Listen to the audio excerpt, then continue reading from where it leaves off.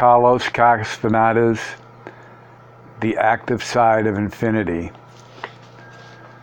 Chapter 1, A Tremor in the Air, Part 3. Who was Juan Matus, really? I just want to preface this with, there's an old Zen Buddhist term that applies to the Zen master of the temple, and it's called the empty mirror. The part of my account of meeting Don Juan that he didn't want to hear about was my feelings and impressions on that fateful day when I walked into his house, the contradictory clash between my expectations and the reality of the situation, and the effect that was caused in me by a cluster of the most extravagant ideas I had ever heard. That is more in the line of confession than in the line of events, he had said to me once I tried to tell him about all this. You couldn't be more wrong, Don Juan, I began, but I stopped. Something in the way he looked at me made me realize that he was right. Whatever I was going to say could have sounded only like lip service, flattery. What had taken place on our real first meeting, however, was of transcendental importance to me, an event of ultimate consequence. During my first encounter with Don Juan in the bus depot in Nogales, Arizona, something of an unusual nature had happened to me, but it had come to me cushioned in my concerns with the presentation of the self. I had wanted to impress Don Juan, and in attempting to do so, I had focused all my attention on the act of selling my wares, so to speak. It was only months later that a strange residue of forgotten events began to appear. One day out of nowhere, with no coaxing or coaching on my part, I recollected with extraordinary clarity something that had completely bypassed me during my actual encounter with Don Juan.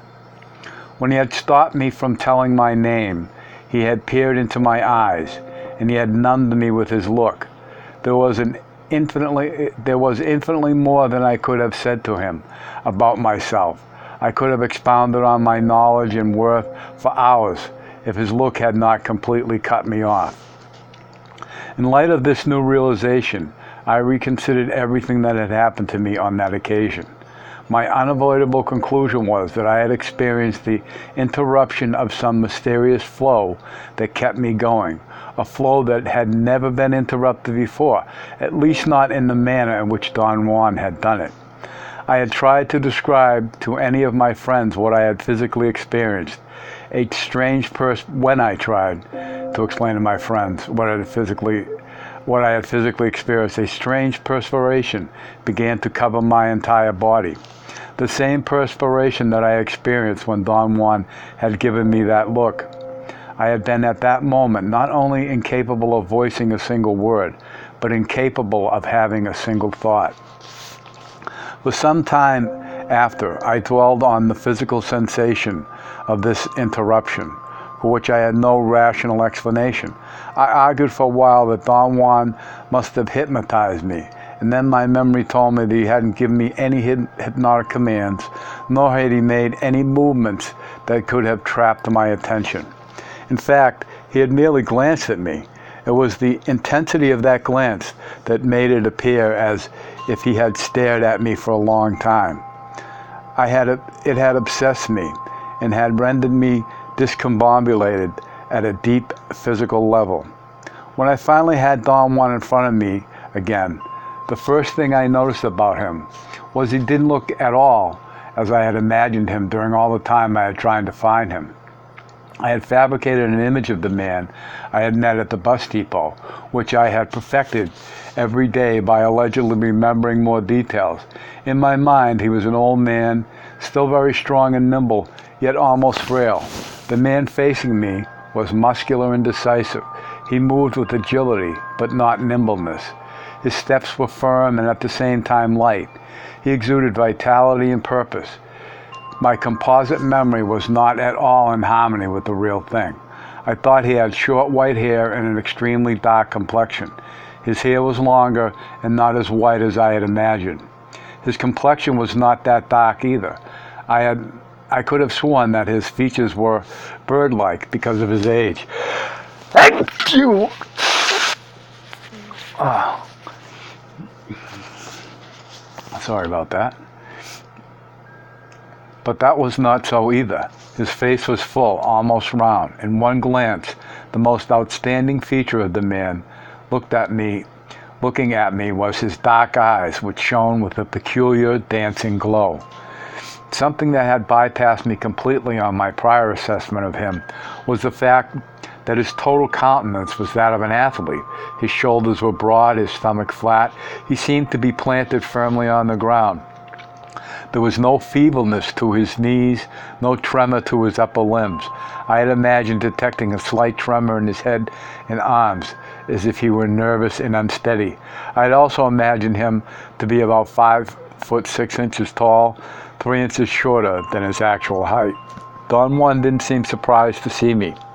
I wanted to tell him how difficult it had been for me to find him. I would have liked to be congratulated by him for my titanic efforts, but he just laughed at me teasingly. Your efforts are not important, he said. What's important is that you found my place.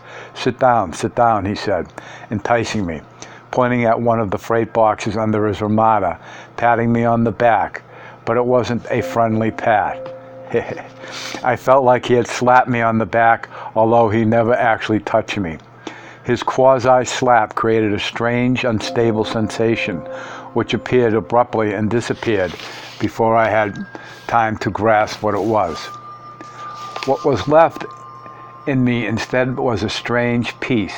I felt at ease. My mind was crystal clear. I had no expectations, no desires. My usual nervousness and sweaty hands, the marks of my existence, were suddenly gone.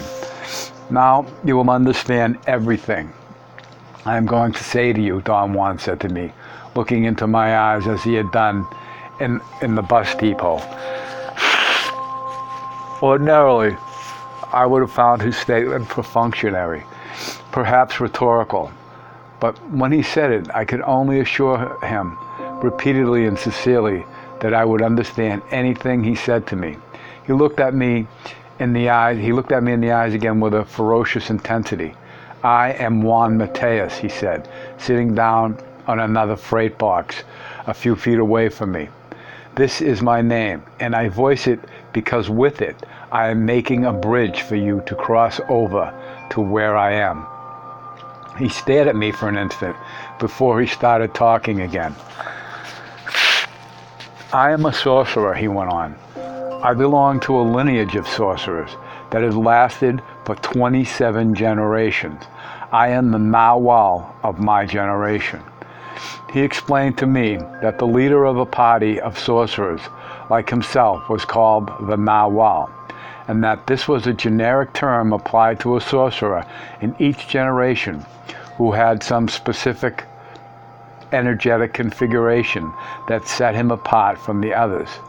Not in terms of superiority or inferiority or anything of the like, but in terms of the capacity to be responsible. Only the Nawal, he said, has the energetic capacity to be responsible for the fate of his cohorts. Every one of his cohorts knows this, and they accede. The Nawal, be a man or a woman, in the time of the sorcerers who were the founders of my lineage, women were by rule the Nawals. Their natural pragmatism, the product of their femaleness, led my lineage into pits. Hang on, I got a tick on me here. It's the 9th one of the day here. I got to kill this guy. All right. Sorry, buddy. Oh, yeah, I got him. Did I get him? Yeah. Yeah, 4 ticks so far today. I am a sorcerer, he went on. I belong to the lineage that's lasted 27 generations. I am the Nawal of my generation. All right, we did that.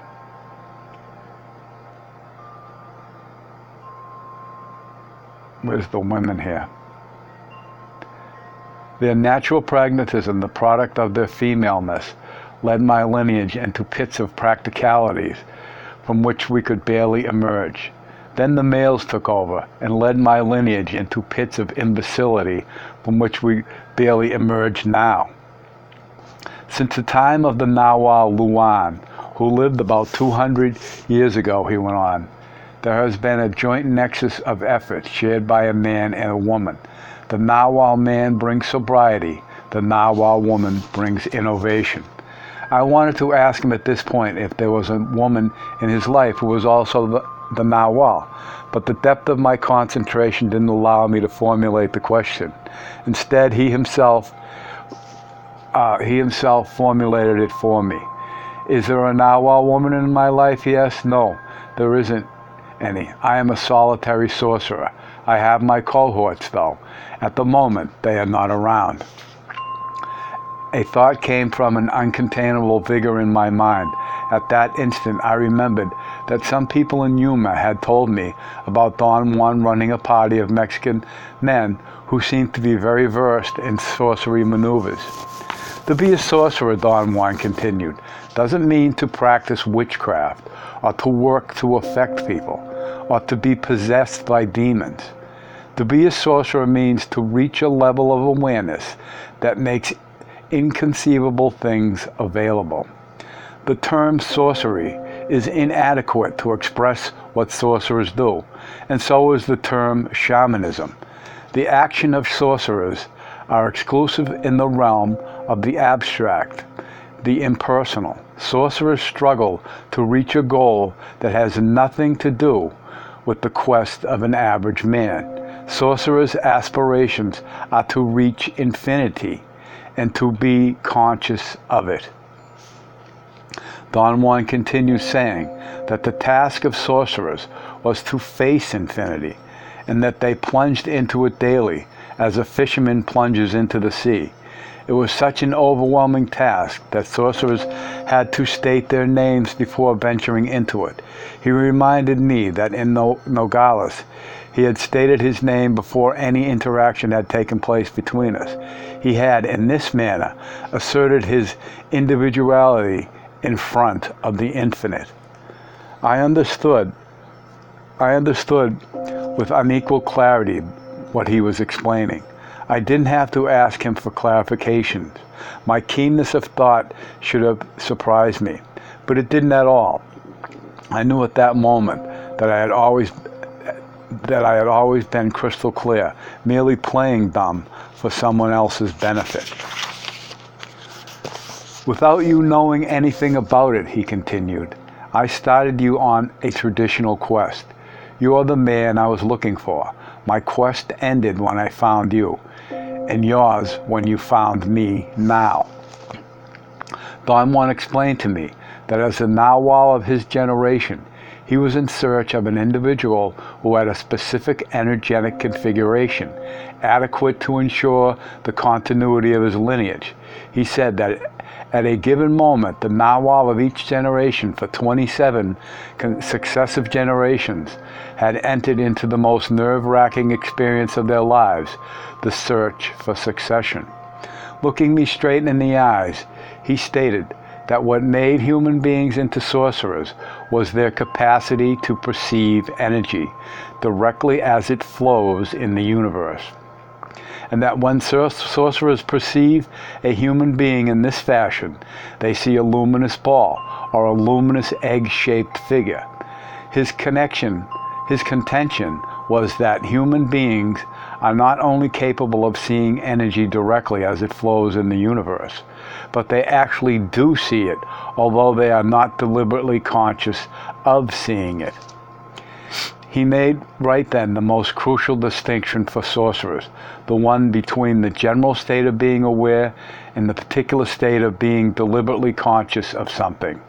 He categorized all human beings as possessing awareness, in a general sense, which permits them to see energy directly. And he categorized sorcerers as the only human beings who are deliberately conscious of seeing energy directly. He then defined awareness as energy, and energy as constant flux, a luminous vibration that was never stationary, but always moving of its own accord.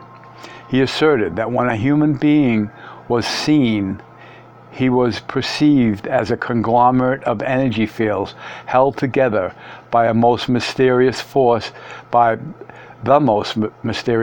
in the universe, a binding, agulating vibratory force that holds energy fields together in a cohesive unit. He further explained that the Narwhal was a specific sorcerer in each generation, whom the other sorcerers were able to see, not as a single luminous ball, but as a set of two spheres of luminosity fused one over the other. The feature of doubleness, he continued, permits the Narwhal to perform maneuvers that are rather difficult for an average sorcerer. For example, the Narwhal is a connoisseur of the force that holds us together as a cohesive unit. The Narwhal could place his full attention for a fraction of a second on that force and numb the other person. I did that to you at the bus depot because I wanted to stop your barrage of me. I wanted you to find me and cut the crap. The sorcerers of my lineage maintained, Don Juan went on, that the presence of a double being, a Narwhal, is sufficient to clarify things for us. What's odd about it is that the presence of the Narwhal clarifies things in a veiled fashion. It happened to me when I met the Narwhal Julian, my teacher. His presence baffled me for years because every time I was around him, I could think clearly. But when he moved away, I became the same idiot that I had always been. I had the privilege, Don Juan went on, of actually meeting and dealing with two Narwhals. For 6 years, at the request of the Narwhal Elias, the teacher of the Narwhal Julian, I went to live with him. He is the one who reared me, so to speak. It was a rare privilege. I had the ringside seat of watching what a Narwhal really is. The Narwhal Elias and the Narwhal Julian were two men of tremendously different temperaments. The Narwhal Elias was quieter and lost in the darkness of his silence. The Narwhal Julian was bombastic, a compulsive talker. It seemed that he lived to dazzle women. There were more women in his life than one could care to think about. Yet both of them were astonishing alike in that there was nothing inside of them. They were empty. The Narwhal Elias was like a collection of outstanding, haunting stories of regions of the unknown. The Narwhal Julian was a collection of stories that would have anybody in stitches sprawled on the ground laughing. Whenever I tried to pin down the man in them, the real man, the way I could pinpoint the man in my father, the man in everybody I knew, I found nothing. Instead of a real person inside them, there was a bunch of stories about persons unknown. Each of the two men had his own flair, but the end result was the same, emptiness, an emptiness that was reflected not the world, but infinity. Don Juan went on to explain that the moment one crosses a particular threshold in infinity, either deliberately or in my case unwittingly, everything that happens to one from then on is no longer exclusively in one's own domain, but enters into the realm of infinity. When we met in Arizona, both of us crossed a peculiar threshold, he continued. And this threshold was not decided by either one of us, but by infinity itself. Infinity is everything that surrounds us, he said. And he said this and made a broad gesture with his arms. The sorcerers of my lineage call it infinity, the spirit, the dark sea of awareness, and say that it is something that exists out there and rules all our lives. I was truly capable of comprehending everything he was saying, and yet I didn't know what the hell he was talking about. I asked if crossing the threshold had been an accidental event, born of unpredictable circumstances ruled by chance. He answered that his steps and mine were guided by infinity, and that circumstances that seemed to be ruled by chance were in essence ruled by the active side of infinity. He called it intent.